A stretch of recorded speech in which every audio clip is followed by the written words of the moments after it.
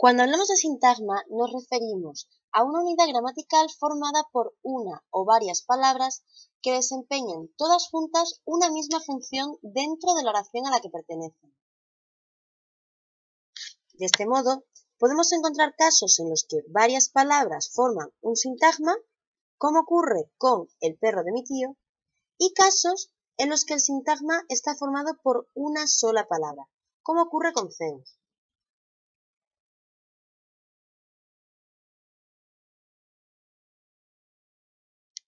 En todo sintagma podemos encontrar un núcleo, que es la palabra central del mismo, es decir, la que aporta la información más relevante y a la que están subordinadas el resto de palabras o sintagmas que pueda incluir.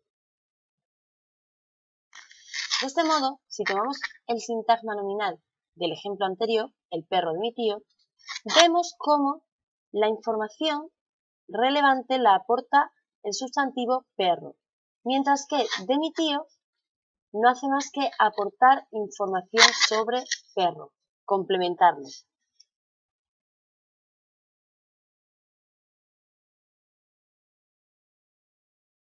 Dependiendo de la categoría gramatical de su núcleo, es decir, de la clase de palabra a la que pertenezca aquella que aporta la información fundamental, o del elemento que introduzca el sintagma, podemos encontrar diferentes tipos que veremos detenidamente a continuación.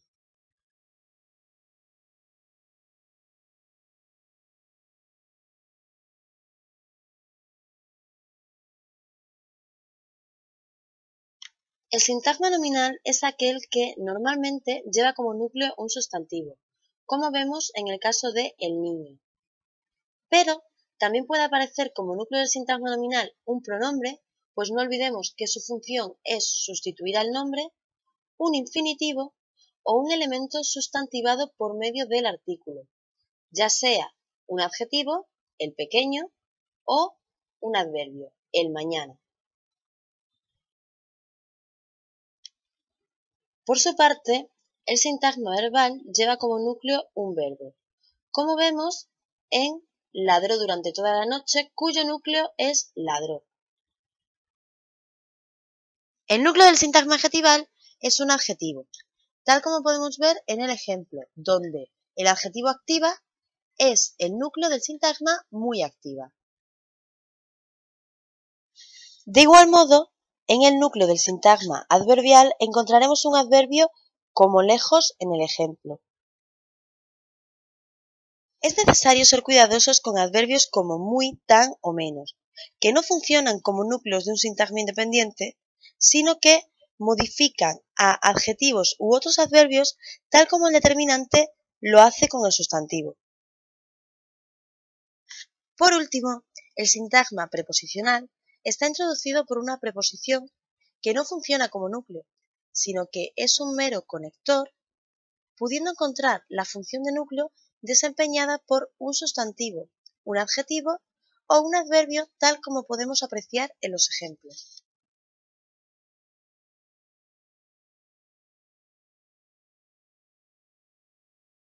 Un sintagma está formado por su núcleo y otros elementos subordinados a él, como pueden ser los determinantes, los citados adverbios que cuantifican adjetivos o adverbios, y también otros sintagmas.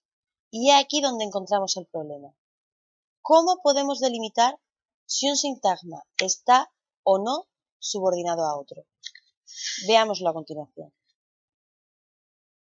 Veamos cómo delimitar sintagmas con el siguiente ejemplo. El alumno inteligente de la clase de mi hermano Juan. Para empezar, debo tener en cuenta que, cuando yo me encuentro con un sustantivo, un adjetivo, un adverbio o un verbo, estoy ante el núcleo de un sintagma. Además, debo valorar si existe o no una preposición que lo introduzca. Entonces, en este ejemplo encontramos alumno como sustantivo, inteligente como adjetivo, de una preposición, clase sustantivo, de nuevo de preposición, hermano sustantivo y Juan sustantivo. Es el momento de plantearnos quién complementa a quién. Así podemos ver que inteligente aporta una información sobre alumno y clase también una información sobre alumno. Por tanto, serían dos sintagmas independientes. Pero hermano aporta una información sobre clase de mi hermano y Juan sobre hermano. ¿Qué ocurre? Que yo no puedo dejar fuera de un sintagma, no puedo incluir un complemento y dejar a su propio complemento fuera.